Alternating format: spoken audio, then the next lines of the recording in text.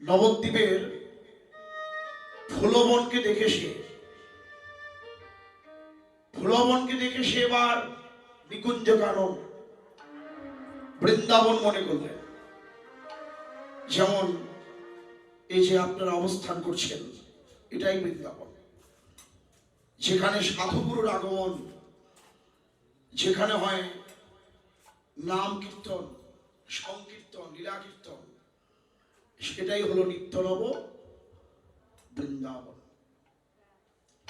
আর তিনি তার ভক্তদের তিনি এবার গোপী মনে করলেন। গোপী কারা? আমাদের ডক্টর মহানামব্রত ব্রহ্মচারী উদ্ধব সন্দেশ গ্রন্থে বললেন যে কৃষ্ণস্ব কৃষ্ণত্ব রক্ষিত, যারা কৃষ্ণের কৃষ্ণত্বকে রক্ষা করিতে জানেন তারাই হলো গোপী। এই জগতেও গোপী আছেন। গোপী কারা? যারা গোপনে প্রাণ গোবিন্দের ভজন করেন। গোপী তারাই। আজকে সেই করুণার অবতার গৌরহরি, তিনি তার ভক্তদের গোপী ভাবলেন, গোপী মনে করে ডাকছেন। আজ থেকে ৫,৫০০ বছর আগে বৃন্দাবনে ভগবান কৃষ্ণ রাস করেছেন। রাসের রচনীতে তিনি বাঁশি বাজিয়ে গোপীদের ডেকেছেন। এবার তার হাতে তো বাঁশি নাই, তার উপকরণ কি? তিনি তার ভক্তদের কি দিয়ে ডাকবেন? এই যে খোলো করতাল গোরাম সোমেলি করিয়া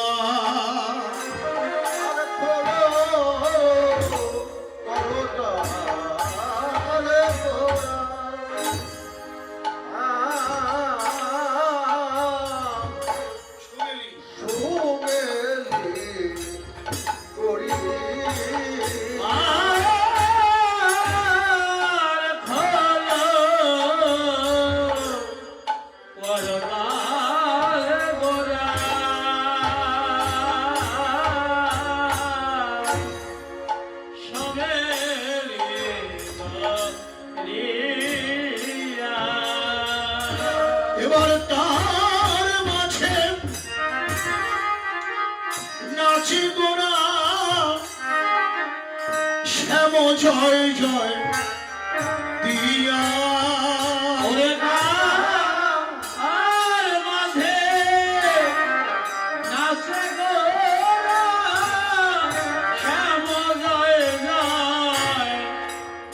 মহারাসের বল, এই তো মহারাসের বল, হরিবোল হরিবোল। প্রশ্ন হয়, রাসের বল কেন হরিবোল হলো? হরিবোলের মাহাত্ম্যটা কি? হরিবোল বললে কি কি বলা হয়? আমাদের পূজ্যপাদ ডক্টর মহানামব্রত ব্রহ্মচারী তিনি বললেন যে গুরু, গৌরাঙ্গ, গোপী, রাধা, শ্যাম। প্রথম হলো গুরু, তারপরে হলো গৌরাঙ্গ যিনি কলির পাবন অবতার, তারপরে হলো বৃন্দাবনের গোপী শ্রীমতী রাধারানী, শ্যাম। গুরু, গৌরাঙ্গ, গোপী, রাধা, শ্যাম সকলে মিলিয়া এক হরিনাম। সে এবার হরিনামের ধ্বনি করে, কৃষ্ণ নামের ধ্বনি করে তিনি এবার তার ভক্তদের ডাকলেন। ভগবান ডাকছেন, তিনি সকলকেই ডাকছেন। হরিনামের ধ্বনি করে ডাকলেন, ভগবান ডাকে। এই রাসের চরম পরম কথা, যেমন গৌরচন্দ্রিকার মধ্যে গৌরাঙ্গ তার ভক্তদের ডাকবেন, ঠিক তদ্রূপ বৃন্দাবন লীলাতেও পরমেশ্বর ভগবান শ্রীকৃষ্ণ মোহন বাঁশি বাজিয়ে তার গোপীদেরকে ডাকবেন। তাহলে এটা আমাদের জন্য একটা নতুন সংবাদ, অভিনব সংবাদ। এতদিন আমরা শুনেছি, দেখেছি, জেনেছি। মহানামব্রতজি ব্যাখ্যাটা করল যে হে জীব, তিনি ভাগবতে ফেলালক লিখতে গিয়ে চমৎকার একটা দৃষ্টান্ত দিলেন যে হে জীব, তোমরা এতদিন দেখেছ, শুনেছ যে ভক্তরা ভগবানের অর্চনা করেন, ভগবানের বন্দনা করেন, ভগবানের নাম করেন। কিন্তু নতুন সংবাদ ভাগবতের যে ভগবানও ভক্তকে ডাকেন। প্রশ্ন হয়, ভগবান যদি ডাকে, সেই ডাক তো আমরা শুনি না, শুনবো কি করে? এই কর্ণ হলো বধির। এই বধির কর্ণে কোনোদিন ভগবানের ডাক শোনা যাবে না। তবে হ্যাঁ, শ্রীপাদ মহানামব্রতজি তিনি বললেন যে ভগবানের ডাক যদি শুনতেই হয়, এমন একটি স্থানে গিয়ে দাঁড়াও, যে স্থানটাতে দাঁড়ালে তোমরা সবাই সেই ভগবানের ডাক শুনবেই শুনবে। কারণ আমি যে ভগবানকে ডাকি, আমার এই ক্ষুদ্র কণ্ঠের ধ্বনি জানি না কোনোদিন সেই গোলকের আসনে গিয়ে পৌঁছবে কিনা। তবে হ্যাঁ, এতে কোনো সন্দেহ নেই যে ভগবান আমাদের সকলকেই ডাকছেন। আর সেই ভগবানের ডাক যদি আমাকে শুনতেই হয়, এমন একটি স্থানে গিয়ে দাঁড়াতে হবে। তাই তিনি একটা ব্যাখ্যা করলেন, একটা উদাহরণ দিলেন। পঞ্চম বর্ষের মানে 5 বছরের একটা শিশুকে দিয়ে, 5 বছরের একটা বালক তার পিতাকে বলছিলেন, বাবা তুমি আমাকে হাটে নিয়ে চলো। হাটে তো অনেক লোকের ভিড় হয়, বহু লোকের সমাগম হয়। ওই ছোট্ট শিশুটি তার পিতার হাত ধরে, তার বাবার হাত ধরে হাটে প্রস্থান করলেন, হাটে চললেন। সেখানে বহু লোকের সমাগম ছিল, এত লোকের ভিড়, এত লোকের চাপ যে বহু লোকের ভিড়ে পড়ে, চাপে পড়ে ওই পিতার হাত থেকে তার ছেলের হাতটা খুলে গেল, ছুটে গেল। যখন ছুটে গেল, ওই 5 বছরের বালকটা তার বাবাকে হারিয়ে, তার পিতাকে হারিয়ে বাবা বাবা বলে রোদন করতে লাগলেন। একজন ভক্ত, একজন কৃষ্ণ ভক্ত এসে প্রশ্ন করলেন, রে শিশু, তুমি কাঁদছো কেন গো? উত্তরে এই 5 বছরের বালকটি বললেন, দেখুন, বড় আশা নিয়ে আমি আমার বাবার হাত ধরে হাত দেখবো বলে এসেছিলাম, কিন্তু এত লোকের চাপ, ভিড় সইতে না পেরে পিতার হাত থেকে আমার হাতটা খুলে গেছে, ছুটে গেছে, তাই তো আমি কাছি। ভক্ত লোকটি বলল, দেখো, এখানে দাঁড়িয়ে তুমি যদি সারাদিন বাবা বাবা বলে কাঁদো, তুমি তোমার বাবার দেখা পাবে না। তুমি একটা কাজ করো, চৌরাস্তার মিলন কেন্দ্রস্থল, 4 রাস্তার মোড়, সেখানে গিয়ে তুমি দাঁড়াও, কারণ সেখান দিয়ে সকলকেই যেতে হবে। সেখানে গিয়ে দাঁড়াও, তুমি তোমার কান পেতে দাও। রে শিশু, তুমি যেমন তোমার বাবাকে হারিয়ে বাবা বাবা বলে কাঁদছো, ওইদিকে তোমার বাবা তোমাকে হারিয়ে আরো বেশি করে কাছে।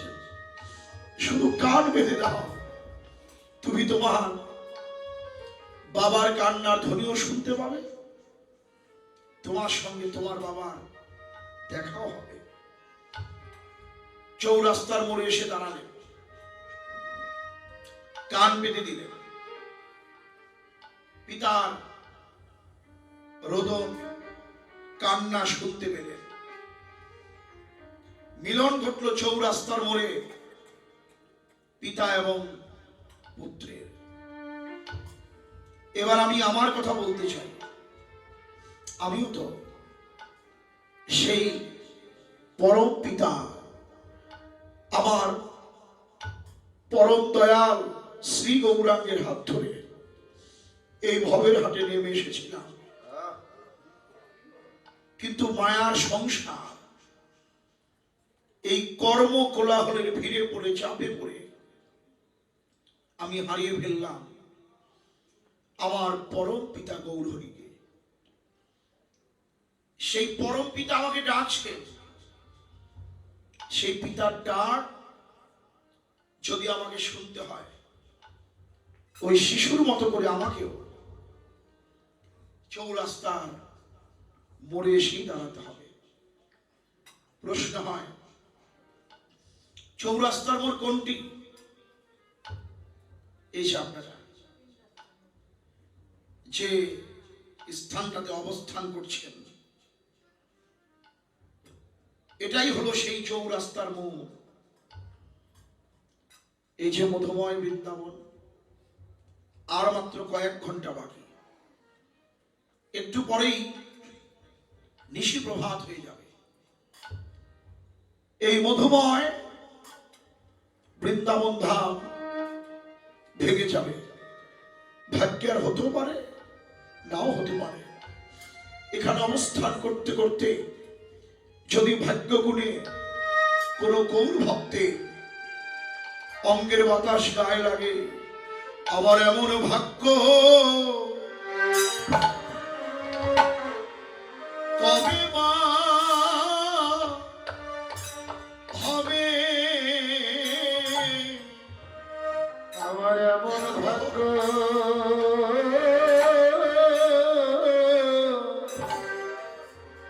আজ কলির পাবন অবতার গৌরহরি কৃষ্ণ নামের ধ্বনি করে ভক্তদের ডাকলেন। সেই ডাক ভক্তরা শুনতে পেয়ে ধীরে চললেন।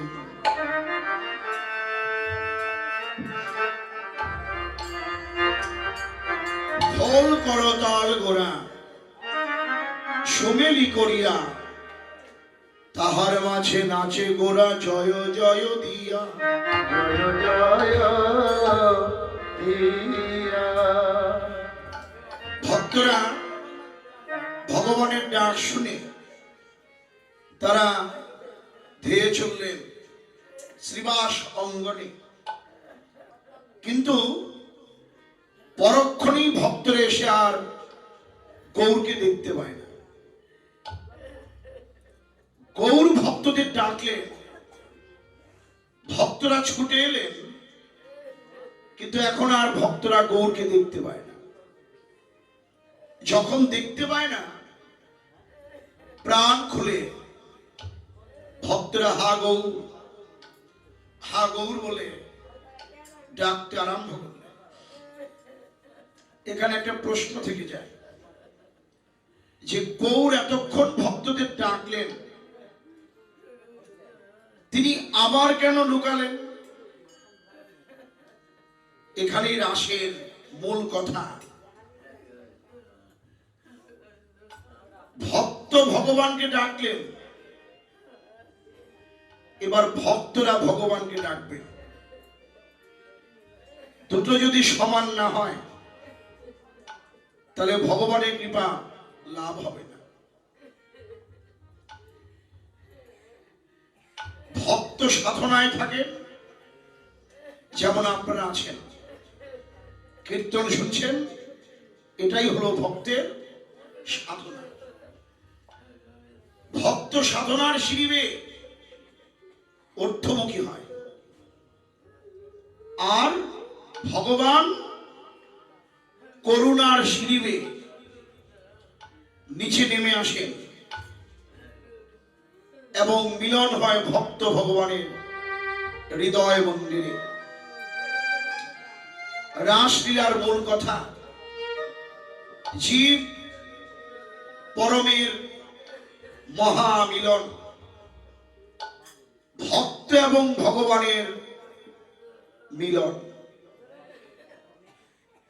তাই তো আজকে নবদ্বীপে যেন প্রত্যেকটি ভক্তের সঙ্গে আমার যেন ভক্ত ভগবানের মিলন হলো, ভক্ত ভগবানের মিলন হলো, ভক্ত